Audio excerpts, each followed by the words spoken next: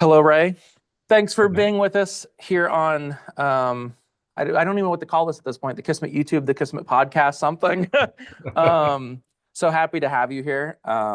So yeah, thank you. Hey, thank you for having me. I'll read your little introduction so that those beaming into this broadcast have an idea of who you are if they haven't read your books, which they 100% should. So here's the bio. Ray Nayler is the author of the novel The Mountain and the Sea, which won the Locus Award for the best first novel, and the novella The Tusk of Extinction. His new book, Where the Axe is Buried, comes out April 1st of this year. Called one of the up-and-coming masters of science fiction short fiction by Locus, Naylor's stories have been published in Asimov Science Fiction, Clark World, Analog Science Fiction Fact, the magazine of fantasy and science fiction Lightspeed, Vice, and Nightmare, as well as in many of the best of anthologies. His stories have won the Clark's World Readers Poll and the Asimov Readers Award, and his novelette Sarcophagus was a finalist for the Theodore Sturgeon Award.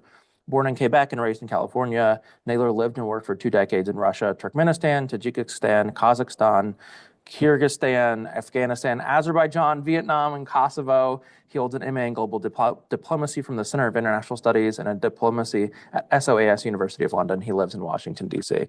So, easy first question. Where are you beaming in from today? I am in Washington, D.C. And that it's, yeah, I had a thought there, but it disappeared. I'm beaming in from Bloomington, just so our audience knows, Bloomington, Indiana, the Midwest, where our little magazine comes from.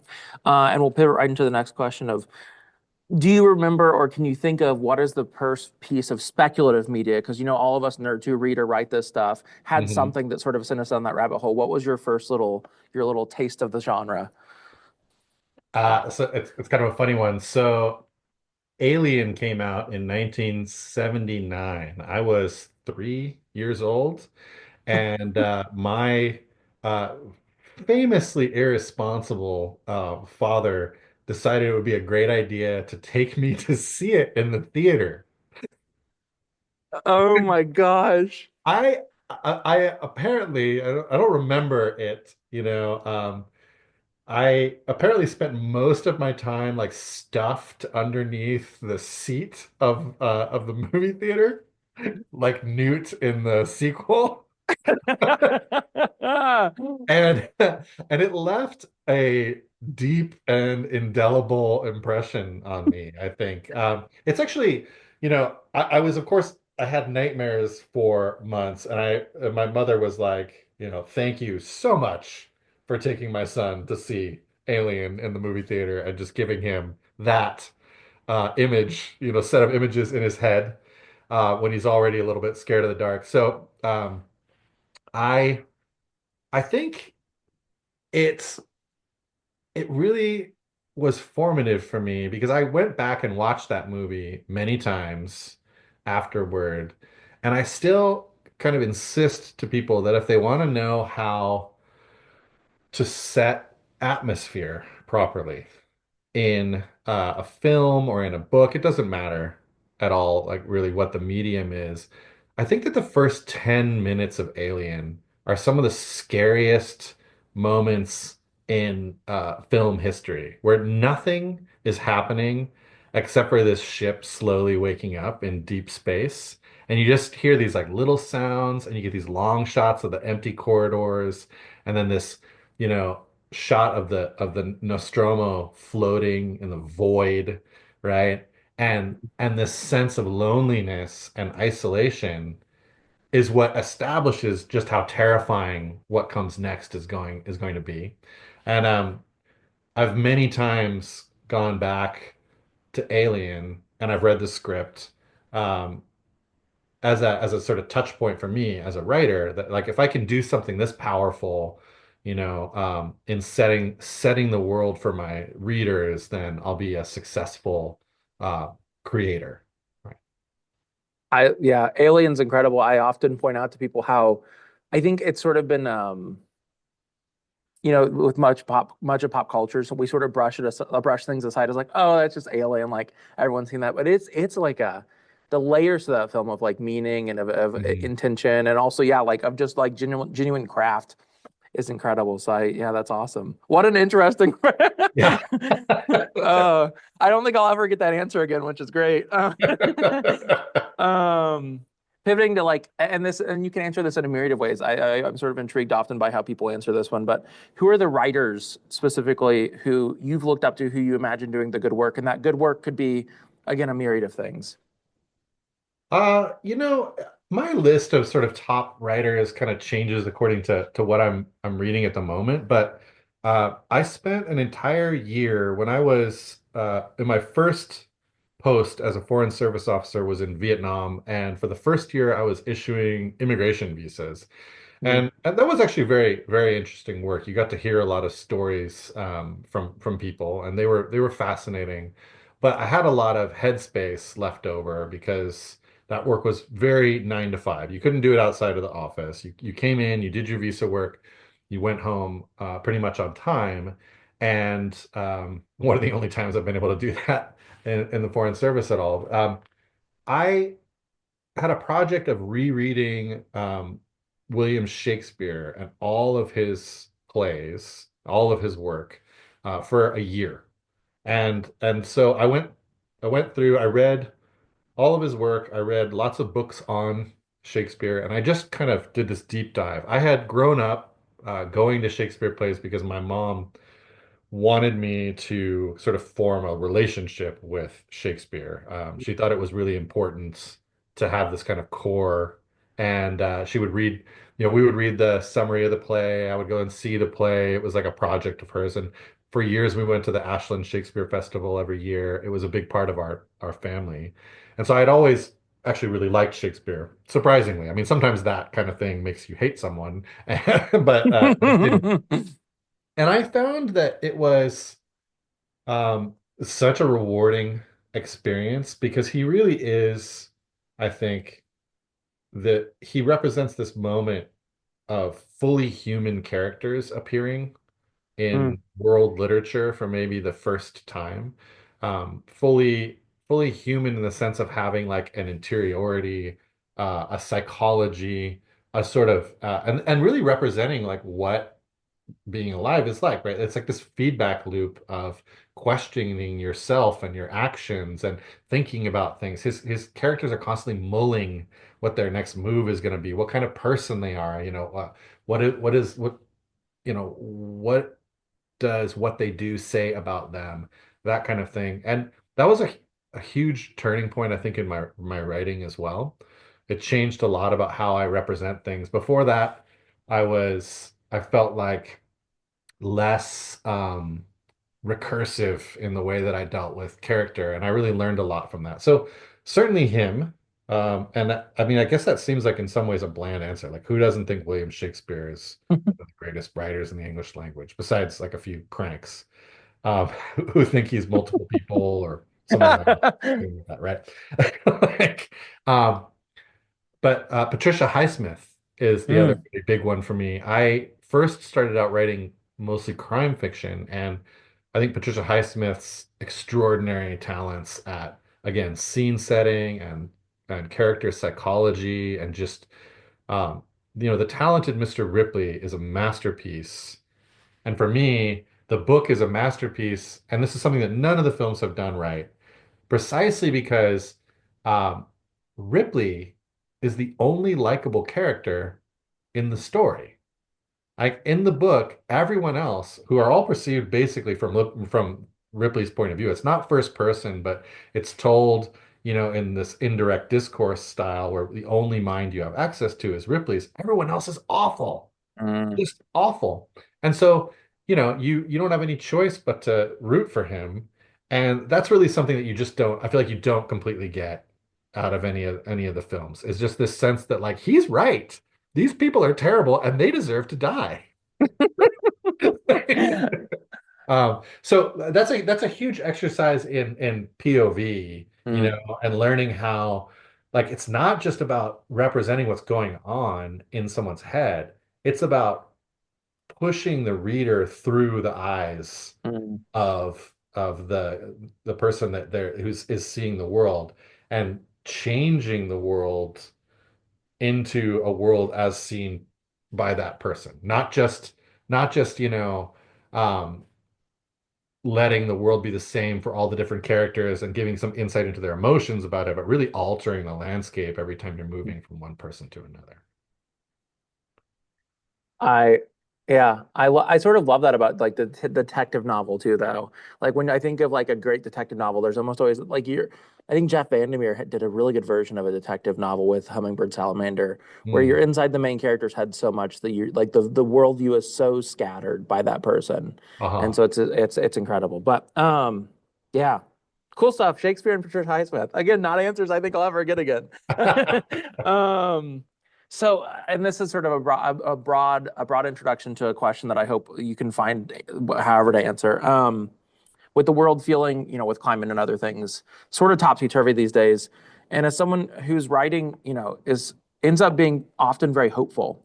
Mm, I think Tusks might be the only one that I would argue in your like written books that feels a little less than hopeful. mm. But Mountain in the Sea and Acts both feel very hopeful in a lot of ways. It's hard to find that sort of hope and joy. How are you finding joy in the world these days?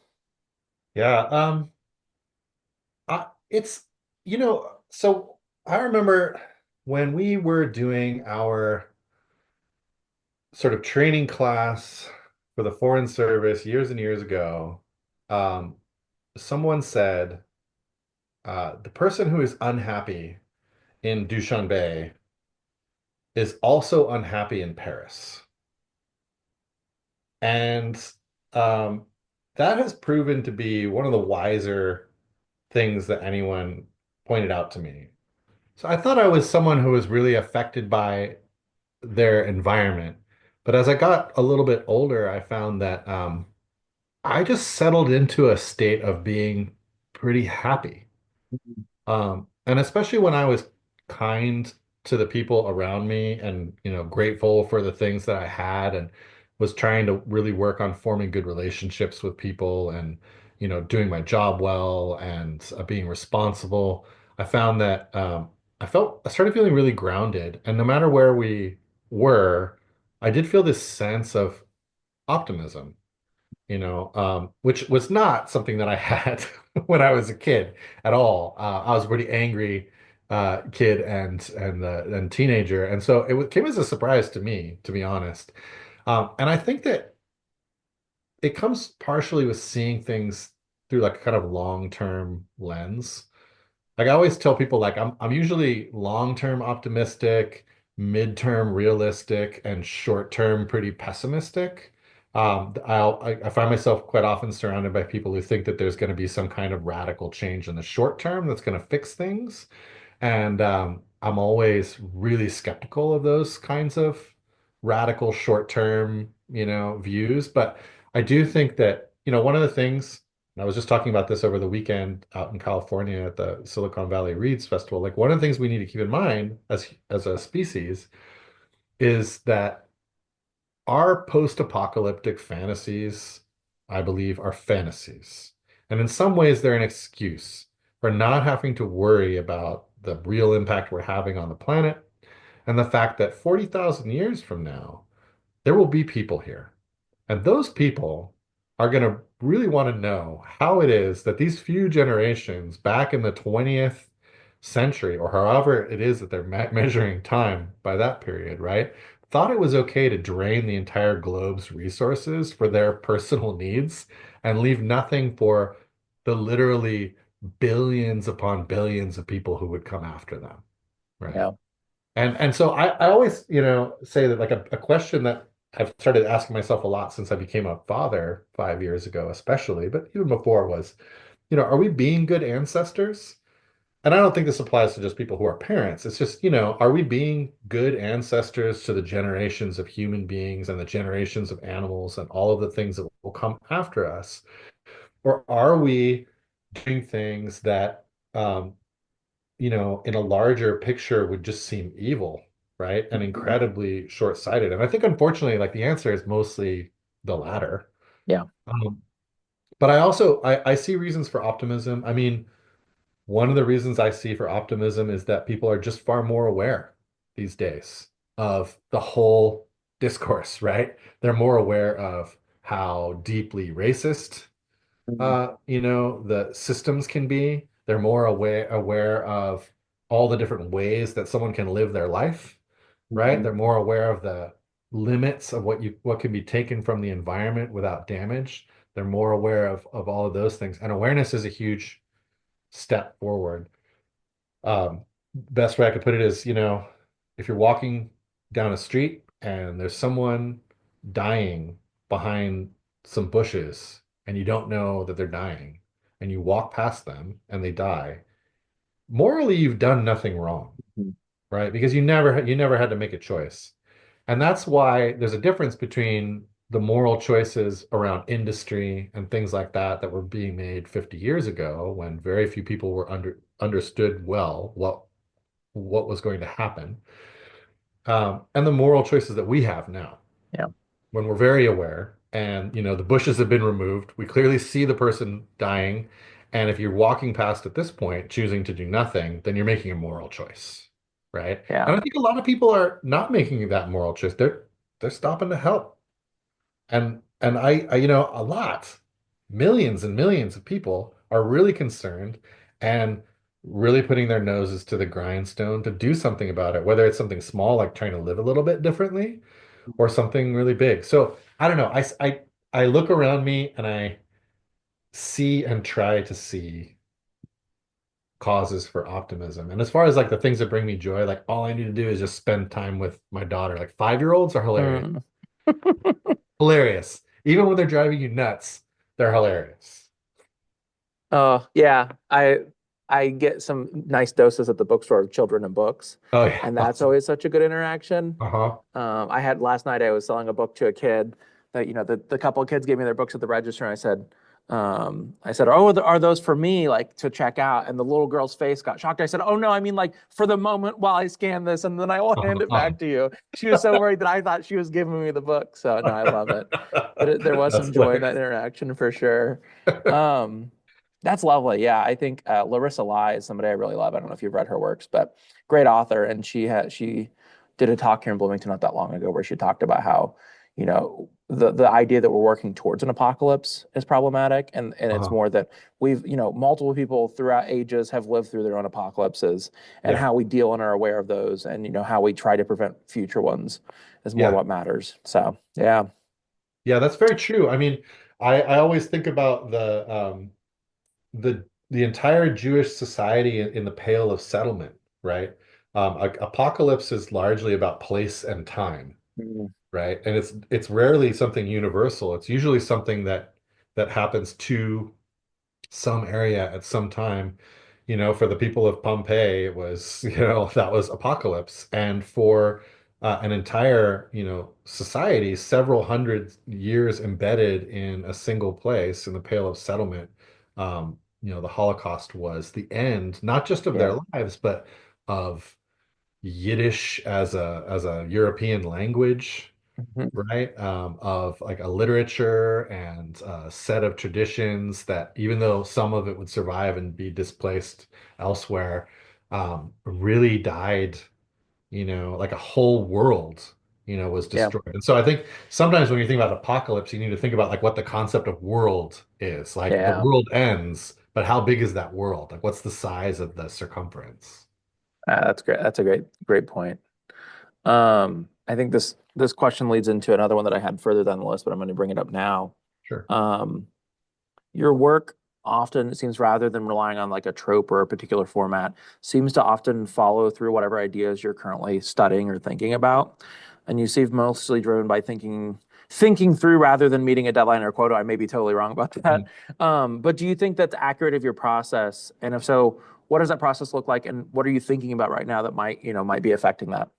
Yeah, I mean, I totally agree. I think that for me, especially if you look at like if you lined up all my work chronologically, right, and you just drilled through it, you could come up with like an ice core of the things that I'm curious about and interested in.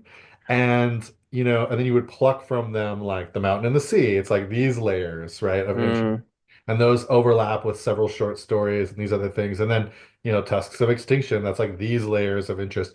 That is really pretty accurate. I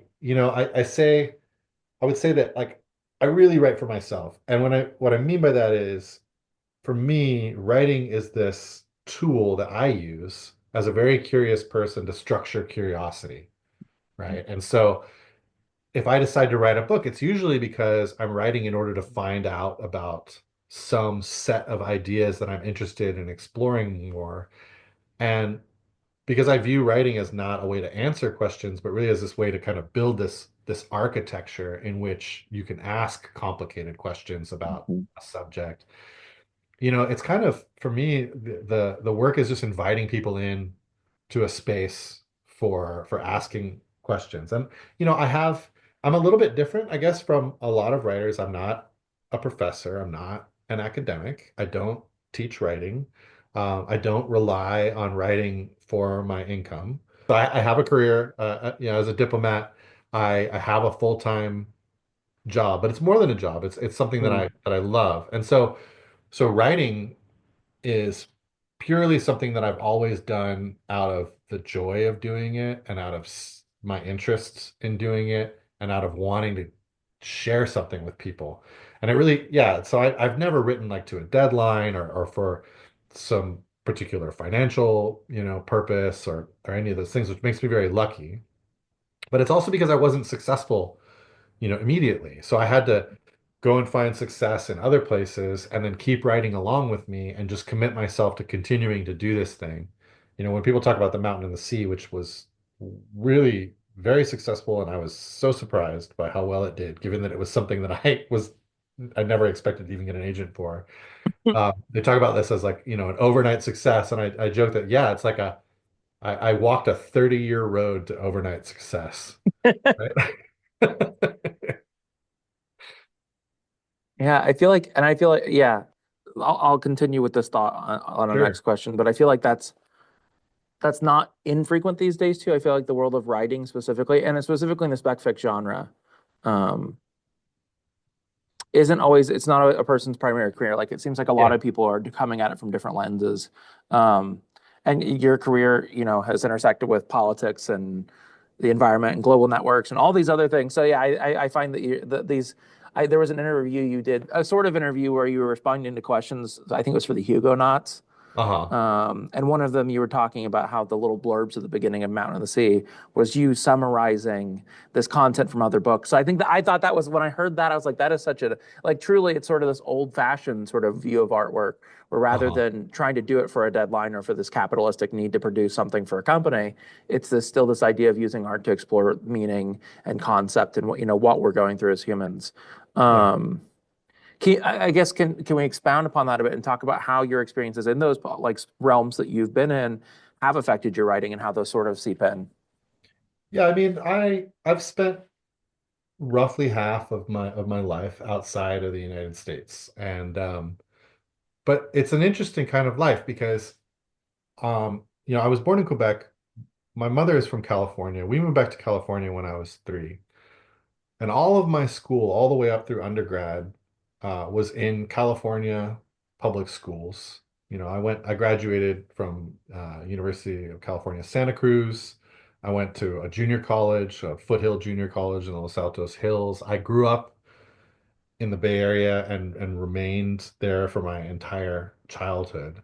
And then, when I went overseas, I went at 27, I joined the Peace Corps and went to Turkmenistan, having never traveled to Europe, having never been outside of North America, having only briefly even set foot in Mexico. I went halfway, literally halfway around the world. I think it's almost exactly halfway around the world from where I was in San Francisco, and changed everything. But the thing that is interesting is I feel like that childhood of sort of spent in one place gave me this sense of self and of being from somewhere that was a powerful um, counterweight to all of the change that was about to wash over me, Mm. right? And from the moment I set foot in Turkmenistan, I was fascinated by the experience of being overseas and being in a completely different place and experiencing a totally different mindset and way of doing things, and also not alienated by it at all. I never felt a stronger sense of culture shock than I did when I returned to the United States after 2 years in the Peace Corps and was confronted with the way that we structure our life, back in the US. And I found, when I was in Turkmenistan, the Turkmen were warm and very welcoming, very focused on family and friendships. Time moved extraordinarily slowly in like a wonderful way. Like we had this Peace Corps library, I remember, and all the books had been just read and reread. I like they were just so their spines were so curved, their edges were so just like bent and like loafed around the Oh. side from being taken off the shelves and just loved by volunteers all over the country who had time to sit down and just read like long books, right? And the Turkmen were great at like just belly laughs and being together. And when I came back to the United States, I like, crash landed in this lonely Washington, D.C., like friendless across the country from where I'd grown up, and realized very quickly that I wanted to be back overseas, and I wanted to continue to experience new things, and that it was actually helpful for me to be the foreigner in some ways. I think because when I was growing up as a kid, I always felt really alienated from the people around me for some reason. Like I think a lot of people feel that way. Like you just feel like you're playing a role and you're actually not the person that you're kind of pretending to be. You're forced to do certain things with your friends at school. You have to talk in a certain way or people won't like you, that kind of thing. And the best way I could put it is when I was overseas, I still felt like a foreigner, but at least I had a reason, Mm, right? yeah. You know? Yeah. And so it was like the feeling of alienation was because I didn't necessarily understand what was going on. It wasn't because I understood what was going on but didn't like it. It was because like it wasn't my culture. And that was like a bit of a relief. And if I wanted to withdraw into my own space, one of the lovely things, so I've learned several languages, but I am very fluent in Russian in particular. But one of the things is any language but your native language, and I've asked several other people that I know who speak two languages well, you can turn off. So if I don't want to hear what people are talking about in Russian, I just don't, right? So I could sit in a cafe and I could just turn Russian off and be Mm. alone in my head without wearing, noise canceling headphones, right? And and I could just be alone in this really comfortable way. And I've always been really comfortable with being alone. And that was also a wonderful quality of being overseas. Is like you are isolated. There are times when you have to be alone. You get to know yourself really well. You get to know your capacities. You learn flexibility, you learn to look stupid and then get over it. Like you learn about rejection and doing the Mm. wrong thing at the wrong time and you become stronger in this way just by being willing to be more vulnerable. Like you have to ask for help. You have to. Um, One of my early experiences of like you thought you were smart until was my host mother. I'm 27 years old. My host mother's treating me like I'm a 5-year-old child because she's one of these people like a lot of Americans, right? Who are like, oh, he doesn't speak Turkmen, right? That's because he's a stupid person. And you know, like not because like he's a foreigner who never spoke Turkmen growing up and now he's trying to learn it, in a matter of weeks, and it's extremely hard to learn a new language. No, like he doesn't speak Turkmen because he's an idiot. Everybody speaks Turkmen, right? And so like, she just treated me like I was an idiot and I got used to that. But I was like, look, I'm 27 and it chafed, right? Like I'm 27 years old. I know what I'm doing. Just because I don't speak Turkmen doesn't mean I'm an idiot. But so she tells me one time, she goes, okay, where are you going? And I'm like, well, I'm going to Ashgabat, to the capital, which is like 30 miles away. And she's like, okay, but be home by dark. And I'm like, oh, home by dark. Give me a break. I'm 27 years old. I don't need to be home by dark. So I'm like, yeah, yeah, whatever. And I come home after dark. We live in a village, on the outskirts of the capital, kind of the exurbs of the capital, if you can imagine. And it is pitch black. And this is before cell phones, really, in Turkmenistan at least, and well, pretty much no one has cell phones back here either. It is pitch black because there are no street lights, and there are just wild dogs running around in the dark everywhere. And like when the Soviet Union collapsed, people stole all the manhole covers, so there's just gaping holes that go down like into the sewage system, and there's like and wild dogs too. And so I like literally am chased home through the dark by like wild dogs and like hammering on the iron gate of our house to be like let in. I'm like let in while like dogs are like slavering to like get at me. And I'm like, oh, like sometimes when people tell you something and you think, like I'm 27, I know what I'm doing. You don't. You Oh need my to listen. gosh, what a lesson. Yeah, sometimes parental figures don't just say, "Hey, do this for," because they want to set some arbitrary rule. Right, Oh my right. gosh. Oh, that's horrible. Like she, maybe she should have said, but I probably may not have understood because my Turkmen was not yet that good. Was like, be home by dark or wild dogs will rip you to pieces. Right? She just assumed again that you should know. Yeah, you should know. Yeah. Like, I mean, it's like full of stray dogs, right? Like if you don't fall down into the sewage, like and get like washed away, wild dogs will eat you. Please come home before dark. Oh my gosh. That's awesome. What a wild story. Oh. Uh, I'm gonna pivot away for that for a little bit. So you've been publishing, the books are more recent. Mountain and the Sea came out a couple years ago, and the, Tusks and now Acts have come out after that. But you've been writing and publishing stories for a good while. Mhm, And it seems like some of your stories, for example, like Out of Omaha and Fostering, they seem quite different from what the other things you focus on. They almost seem to function in more of a domain of these like small vignettes of life and mhm. worlds and how you care about those worlds. So for just more of a process slash maybe a thinking question, how does that process of short fiction differ for you from these novel and novella works? Uh, I think that the difference for me between a piece of short fiction and a novel is primarily that a piece of short fiction is usually a laminate that consists of two or three ideas that you want to get across, glued together into, and then, shaped into some kind of form. Mm, A novel really needs to be, again, it's kind of this laminate or this like layering of at least a dozen, probably, or more ideas that really have like become this aggregate, right? Like that have really like come together in order to justify that kind of length. I'm not, I didn't start out as a novelist, and as a short story writer, I'm used to compression and trying to push as much meaning and um, atmosphere and character and all those things into the smallest space possible, which teaches you a certain way of learning, of working with language.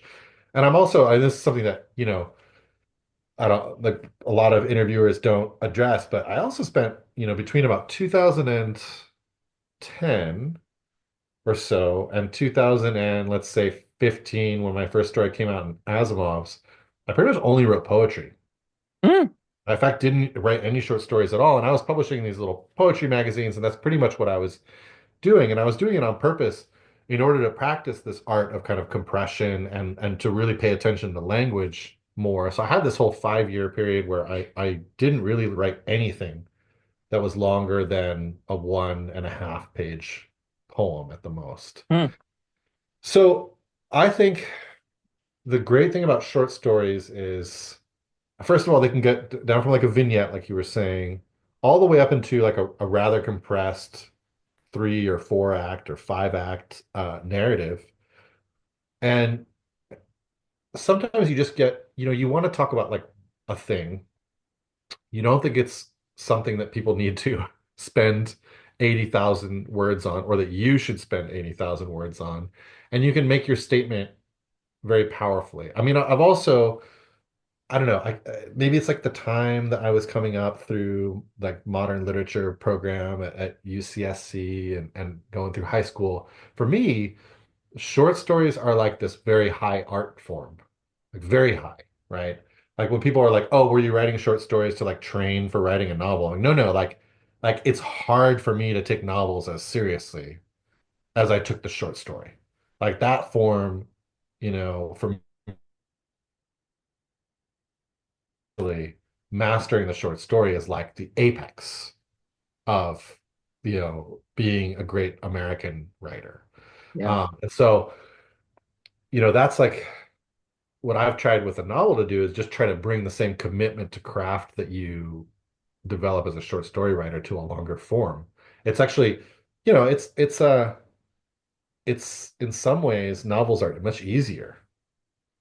I don't think that in a short story, especially in the market the way it is today, and with so much competition for space, I don't think you can make a mistake in a short story as a writer and get it published these days. I mean, there's very little room for any kind of sloppiness or error. You had better have every bolt screwed down and every little edge filed off properly before that thing gets out. There's almost no room for error in pacing or any of those things.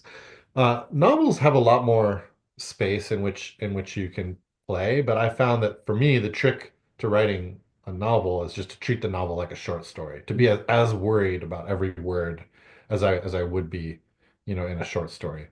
And some ideas just aren't they aren't big enough for that kind of space if you're going to take the whole space seriously and you're not going to just pad it. Yeah. I will say this one's, I mean, I've noticed it in all your work, but specifically Acts, I've noticed that you're like a short story, when you get to the end of an idea at a chapter, a lot of authors, feel this need to keep going for a little bit more dialogue, more description or something. You get like your chapters are concise. You get to the end of a chapter, the action is finished. There might be some like quippy little line sometimes, Mhm. but you finish when you like when that scene is done and you don't add any extra. You leave the rest up to the imagination. The reader Mhm. can fill it in, and it's genuinely so impressive. It's so tight. This one specifically, just acts feels so tight in regards to that sort of and I Thank guess Tusks did too. I, you. I Mhm. I will say Tusks I think is my personal favorite of your like book published format because I was the biggest fan of woolly mammoths as a kid, and so seeing them in print like as like a story was I was like, oh, they get to like attack the humans. They have Yeah. agency, yeah. No, but truly, you're yeah. The button down hatches, the rivets nailed, all those things. It's I get Mhm. yeah, yes. Pivoting to a little bit of a I don't know, a tougher question, a less writing centered question. Mhm. Your writing often seems to function as indictments of some sort, like either to the treatment of the planet, surveillance states, power, whatever it be. Mhm. But while it's very descriptive about the issues, you're not very prescriptive about what you think the next step is. Mhm. And I guess the question in that sort of statement is, what do you hope readers get out of your writing?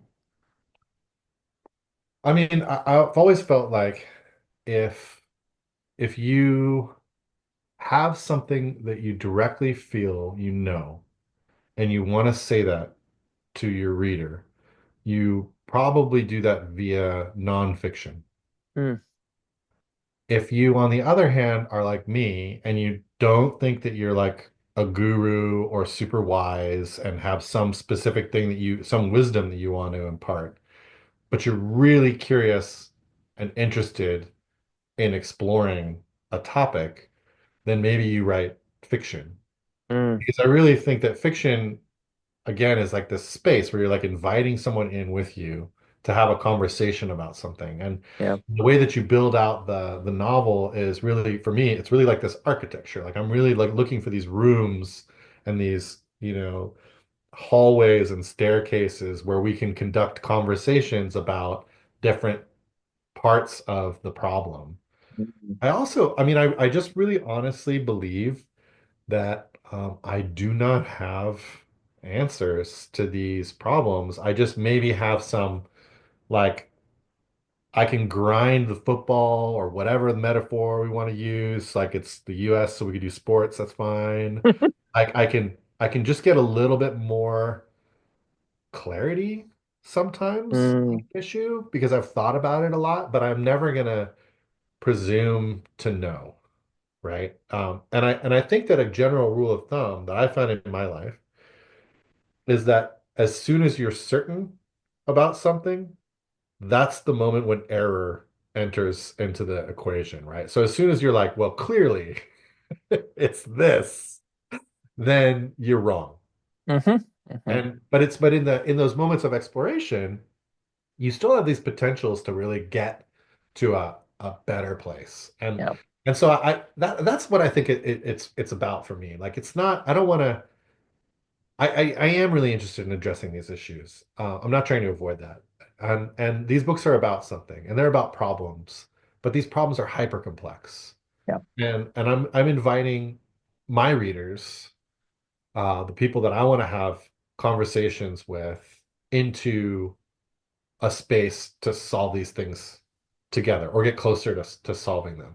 Um, you know, I was thinking about Goodreads and the rating system, this like 5-star system that everything sort of has to fall into now, and the damage that it does. Because no book is written for anyone, Yeah. for everyone. No quality book is certainly written for everyone. And my sense really is that anyone that loves my like the book when they read it is probably someone who not only someone who would love to sit down and have a conversation with me, but also someone that I would like to sit down and have a conversation with, and someone I would be interested in talking with and hearing from. If that makes sense. Like, Yeah. I really do think that the readers that I connect with and my work connects with are readers that I take seriously as people I would connect with as human beings as well. Like we could sit down in a cafe and we could talk about these things and we would have Yeah. really interesting conversations. And then there's other people that the work just bounces off of, and that's fine. We just don't connect. And they may not be, they may just be people who don't like what I have to say or whatever. Or they may be people I'm not particularly interested in talking to Yeah. either. Hello, Earthlings. Kismet Editor-in-Chief here. I first off want to thank you all so much for listening to this broadcast. The biggest of thank you goes out to Ray Nayler for his words here in this interview and the words he puts on the page frequently, whether it be in Asimov's Clark World or in his published works. If you've yet to read this year's release, Where the Axe is Buried, we heavily recommend you go do so. Please keep an eye out on our website and on our social media to see more broadcasts, more issues, more reviews, and lots more coming out this year. We thank you so much for being a part of our community, and stay tuned for our next transmission.